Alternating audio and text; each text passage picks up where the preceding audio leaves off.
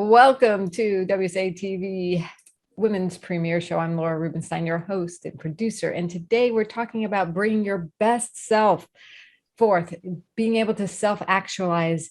We do this a lot on our shows, including manifesting your desires. And today we're going to take this a little twist on this idea of being able to create momentum for your transformation. And I have some incredible guests here, as you can see, and experts in their fields to share with you how to create momentum for your transformation. Let's say hi to them.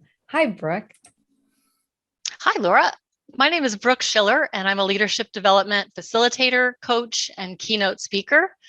I'm coming to you from the San Francisco Bay Area, and you can find me at insightpartner.com, INCITE. Thanks for being here. And let's say hi to Ricki. Hi, Ricki. Hi, Laura. I'm Ricki McKenna. I'm a certified nutritionist, a chef, and an author. And I am coming to you from Houston, Texas currently. And you can find me at patreon.com/Ricki McHealthy. Love it. Great to have you, Ricki. And hi, Zette. Hi, Laura. I'm Zette Harbour. I am a transformational coach and a professional storyteller. You can find me at ZetteHarbourCoach.com, and I'm coming from San Luis Obispo, California. Wonderful. Great to have all of you here because I know you each have these specialties that really help people create momentum for their transformation. Transformations happen all the time, but what advice would you give our viewers to really set the stage for their transformation, to really catapult it? Brooke, why don't you address that first? Sure. Thanks, Laura. So as a leadership facilitator and coach, I have found that there's a misconception around what it means to be a leader. And I have found that leadership is not a level or a title, and up is not the only way. Leadership is not a destination, and it's not always about managing people. So we're going to clear up those misconceptions. And what I have found, particularly over the last 18 months, is we cannot predict the future. So why not develop our leadership skills wherever we are? So we're going to be ready for what the future holds, whether we know what that is or not. And better yet, why not take the initiative and prepare by developing skills that research has proven time and time again will be valuable now and in the future. Skills like self-awareness, curiosity, resilience, nuanced thinking, initiative and accountability, inspiration and motivation are all things that I have found either in articles I've read or in the 25 years of my time in this business that resonate repeatedly, and I help leaders find it in themselves. I love it. That's a great set of skills to develop to create that momentum for transformation. And what I kind of gleaned from what you were saying is that transformation happens no matter, it's change is going to happen. And by developing these skills, you're setting the stage to be able to adapt quicker. Yes, more successfully. And you're not waiting for someone to tap you on the shoulder and say it's your turn. You are leading from that place of power all the time. Exactly. Wonderful. Thank you so much, Brooke. So Ricki, from your standpoint, what advice would you give viewers to create momentum and set that stage for them to really have a great transformation? Well, as Brooke said, awareness is part of it. Since I'm a nutritionist, I focus on food and what it does for us. And understanding that taking action, not just saying, oh, gee, this is what looks good. Well, that's what I'm supposed to eat. Okay, but take the action yourself for better health. Because once you try it, it'll keep you going. And I do promote, pardon me, considering when you're going out what to eat. That's something that is extremely important because we don't know what's in the food. So make your choices before you go to a restaurant if you can. And things like following the global model of taking care of what you're eating. And another thing that I promote is waste. There's so much food waste in this world, particularly in the United States, unfortunately, that I promote consciousness and mindful eating and conscious shopping. So between the ideas of being aware of what's happening, especially in the last 18 months, and being conscious of your choices as far as food and drink, and seriously considering drinking a lot of water, more than we used to, because as we age, we tend to need more water. But it's not only that, it helps your brain. So we get into the whole consciousness mode, because the brain is made of fat and water, believe it or not. So if somebody calls you a fathead, I recommend saying thank you, because you're feeding your fat, and it's good fats. And not to be afraid of food, being aware that certain foods are better for you than others, judging by your feeling, being conscious of how you feel. And basically that's the whole idea of what I do, is to create consciousness in people and awareness about what they're eating. We do mindless. I'd rather see it mindful as far as eating, and we have choice. I love that. Looking at what we're eating and what we're putting on our body, in our body. Absolutely. Right? What should we look at? Well, there's another thing about smells. How many of us have scented candles, plug-ins, things around the house that have odors that we think we like, especially candles? And there's another thing I've gotten on just recently, that I finally realized the reason I don't like dryer sheets is that they, pardon me, but stink, and they make our clothes smell the same way. And in many cases, what I found with clients is they're toxic.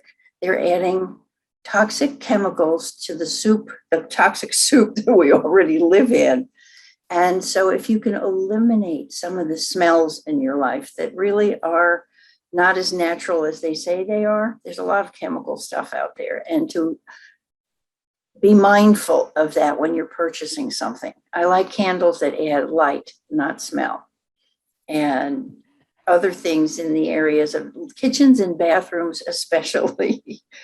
So that's really what I have to say. And transforming awareness into action. If you're aware of something, just say, oh, well, I'll do it later.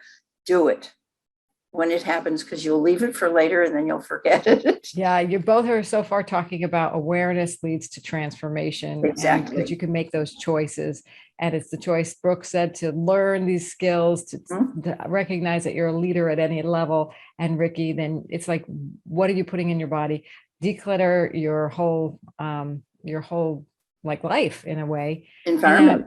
And then Zette, I wanted you to weigh in on this from your standpoint. What are some practical tips you can give our viewers about creating momentum for their transformation, set themselves up for more success and manifesting their desires?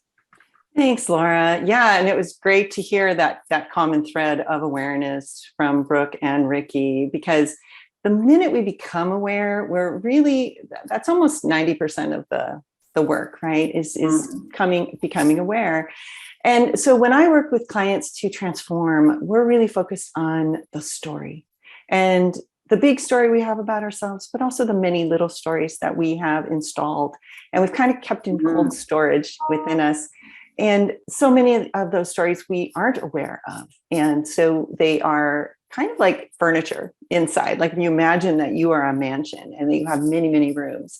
And that in those rooms, there's a collection of furniture that you have somehow either inherited, put there yourself, or somehow it's just shown up and you're not even sure you want it. So one of the processes I really find is pretty central is what I call inner decluttering. So we go into those rooms, and even if you, the client, can't see that piece of furniture, the story you tell lets me know how to help you suddenly become aware of that furniture. And instead of bumping into it and bruising your shin or stubbing your toe or falling over it, now you can become conscious of, how did that piece of furniture get here? Do I even like it? Is it something I want to, sell on eBay? Is it something I want to take out back and set on fire? Or is it something I want to move to a different part of the house where it's going to actually let me have the view that I really want in life? And so one of the primary ways I like to support people in, because sometimes when we come face to face or heart to heart with these hidden stories, it can feel sad, it can feel painful, we can feel grief around it. And so in order to be able to meet those moments, meet those stories, and be empowered by this awareness, I've developed a practice called SEAL, SEAL. So when you feel stress, pain, or fear, any kind of negative emotion, the practice that I have personally used for now, I think, I don't know, 8, 9, 10 years, is to say to that feeling, I see you. Because so often when we feel something negative, our first instinct is to go, get away. So if we say, I see you, then, that just takes the pressure down a notch. Then we say, I embrace you, meaning, you know what, I am going to wrap my arms around you because you don't have to go hide in a corner anymore. And then I'm going to say, I appreciate you because that story, that piece of furniture, it was important for moving you forward in your life in some way. So we want to give appreciation. And then you say, I love you. And often my clients will say, well, do I really have to feel all that? And you know what? You don't. That's the surprising thing. If you just do the practice, I see you, I embrace you, I appreciate you, I love you, with or without the emotions, you will see that your relationship to these pieces of inner clutter, these stories that cause you stress, fear, or pain, your relationship will evolve. And you will suddenly you'll recognize that these are not enemies, these are your allies, and they are a source of power, and they can support you in becoming who it is you're here to be. So brilliant, all of you, and Zette, that SEAL method of talking to your inner self and doing that inner decluttering, and then Ricki doing the decluttering of the physical stuff that you put on and in your body. And then Brooke, the skills that you can use once you've done like the SEAL method, you can implement those. So this is like a formula for creating momentum for transformation between the three of you. I don't know if you realize you did that, but that is like brilliant. So thank you. So let's get to know each of you very quickly. Tell us what you do, who do you work with, and what do you do for them, and maybe a story about how you helped someone or got to this. Brooke, why don't you start us off? Sure. Well, I work with leaders at all levels in small to medium-sized companies, but I like to say I make the world a better place for leaders at all levels. And I do that through keynote speaking, online and in-person classroom instruction, and coaching. And I really help leaders at all levels reimagine what it means to be a leader in the 21st century. And I help the people who support them do the same. So whether that's senior leadership, so to speak, or the HR organizations that create development opportunities in companies. And my model consists of 7 skills, and I call it, and it really is a scalable model because it's for everyone. I envision a world, and I've seen it in practice, where individual contributors are sitting next to people in different departments, people that they report to or people who report to them. All of that hierarchy sort of goes out the window, and we democratize leadership development in a way that propels people forward. And I have found in doing this that when people bring their whole selves to work and they contribute fully, well, clearly they benefit, but the teams they work on, they also benefit, and organizations benefit. And so often I have heard, can you teach us hard skills through the soft skills? And what I do is I integrate them. You can't achieve the hard without the soft. And actually stepping in and being conscious about your own leadership ability takes really conscious effort that has major payback down the line. So how did you get into this? Yeah, well, so I've spent my whole career in the learning and organizational development space, and I worked internally in organizations. And about 16 years ago, I found myself in what I thought was my dream job. I had been seeking a role and a level for all of that time. And I found out the hard way that the career ladder is broken. And when you get there, the view is not all it's cracked up to be.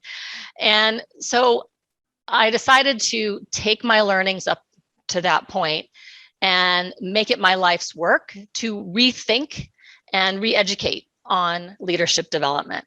And so I've really been empowering leaders ever since. And in that process, I've been consulting for about 15 years now. I've read the articles, I've built in my own content, and I started to see these recurring themes around skills that don't necessarily have to be for certain levels, and they really apply to everyone. And that's where it all started. That's great. Well, you're doing fantastic work for the leaders of the world, because we do need those soft skills, and they are equally as important as the hard skills. So thank you. Ricki, tell us about you. Who do you work with? What do you do for them? And tell us the story of how you help somebody. Oh my gosh. Well, thank you. I work with people anywhere from their 20s to their 90s, which is kind of a big range, but basically I'm concentrated on those from 50 up, because I'm finding that there's a lot of changes going on in the world that I'm aware of, and helping to bring this awareness of what's going on with our food industry, and what we put into our bodies fuels us. If we're not feeling good, and if we're not feeling healthful, some of the things, and Laura touched on it, you have to incorporate everything. It's an environment that we live in, and the food that we put into our body fuels us. Sometimes it doesn't. So I started working with people over 50 and actually over 75. And interestingly, I walk into senior residences here, and I find that there are many people in there who are younger than I am.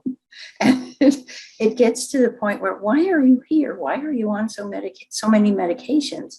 And there's so much, it's not just myths, there's food myths, but there's a lot of ignorance about what food can do and what food can be. And that got me started I do a Zoom program now, which concentrates basically on demonstrating what you can do in the kitchen, how to fix things, how to shortcuts to use with food, and helping people understand that we can't be afraid of food. We need food, and we need water.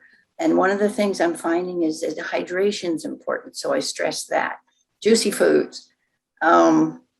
And that's really what got me started on this. And do you have a story of how you help somebody?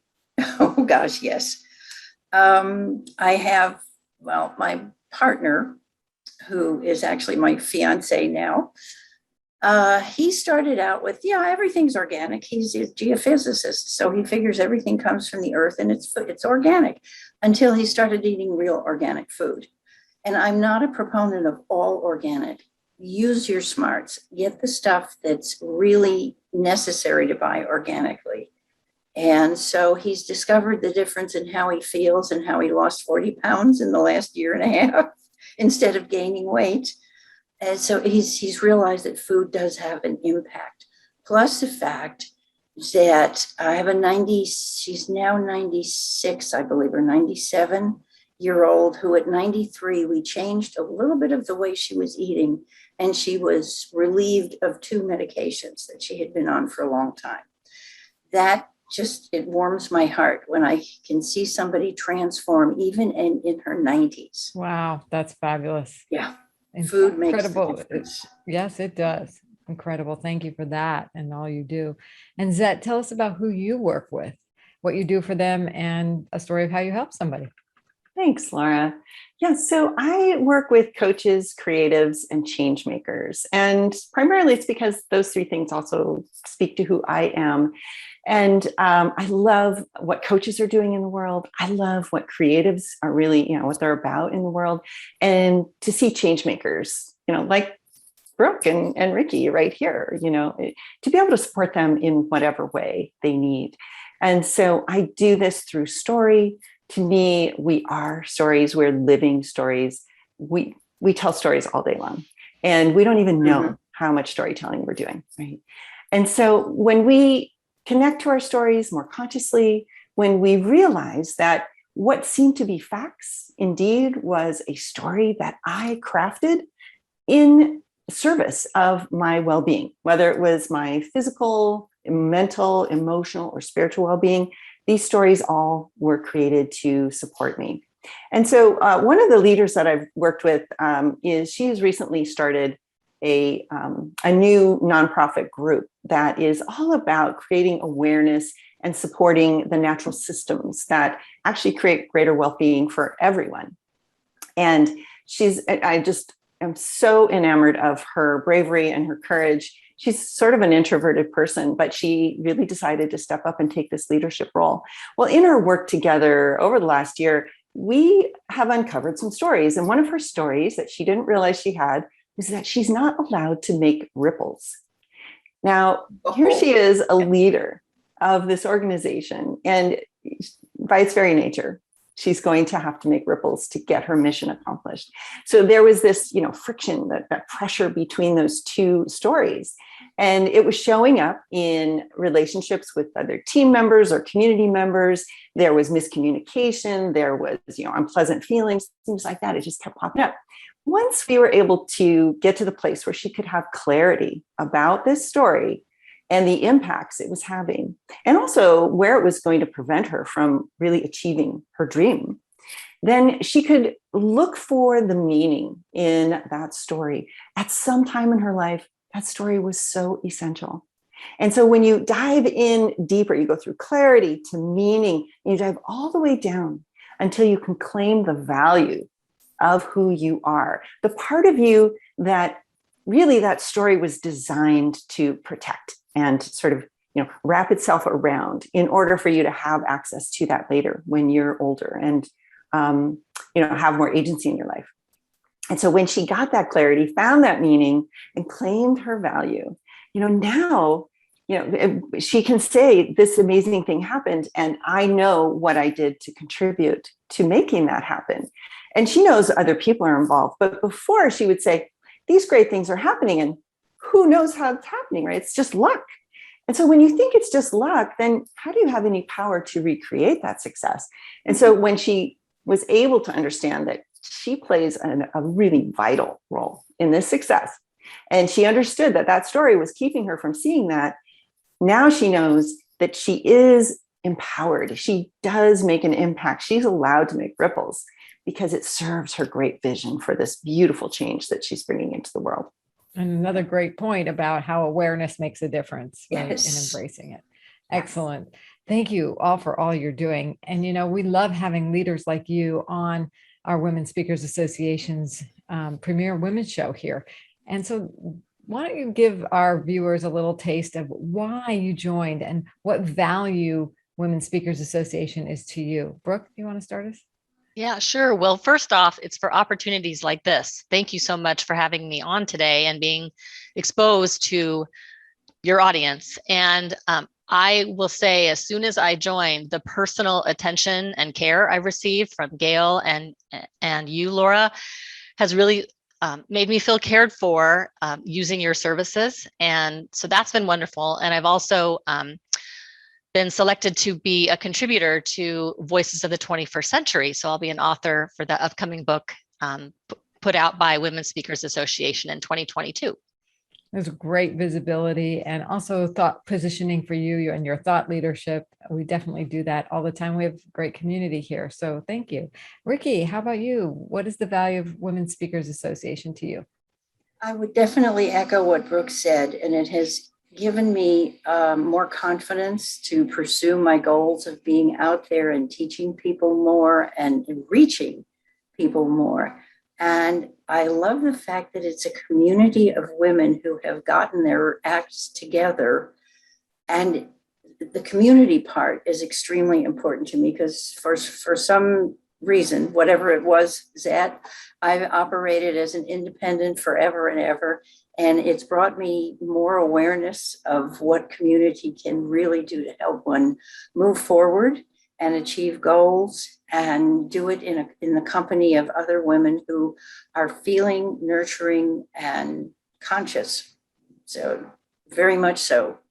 And I can relate to everybody here. And I'm glad, and it's interesting, they were all basically on the same kind of a mission, in the sense that we're out there helping others get what they want, do what they want, and be who they want to be. Yeah, we definitely have the philosophy that your message matters Mhm. equally here. Every woman's message matters. And Zette, tell us about the value that you see and are experiencing from Women's Speakers Association.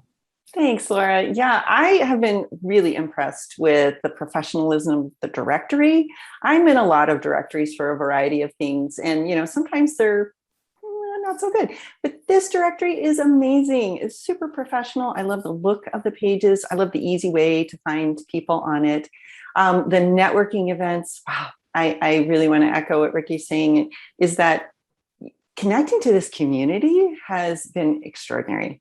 As a coach, a creative, a change maker, we're often at home on our own, whether it's doing consults or developing programs or content. So to share time with these other brilliant, passionate, just incredible women, that I love, actually, maybe almost most of all. Today has been a blast. I love sharing this time and learning more about Brooke and Ricki. And Laura, you're amazing. So Yes. Thank you. Well, thank you. You are all amazing. And I just love showcasing the women who come here to Women's Speakers Association, to our audience and to each other. You now have a lifelong connection. You now have more in your community that you know more about. So for those of you watching today, if you want to have your voice amplified, if you want to have a community of people who are here and getting their act together or already have their act together, as Ricki, you said, join us at joinwsa.com. You might even want to download our Speaker Success Plan. If you go to speakersuccessplan.com, that's free.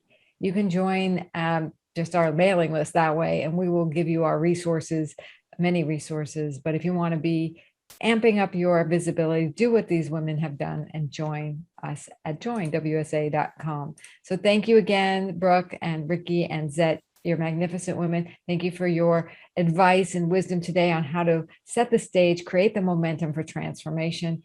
It truly is. It is a 3-part formula we actually put together here today.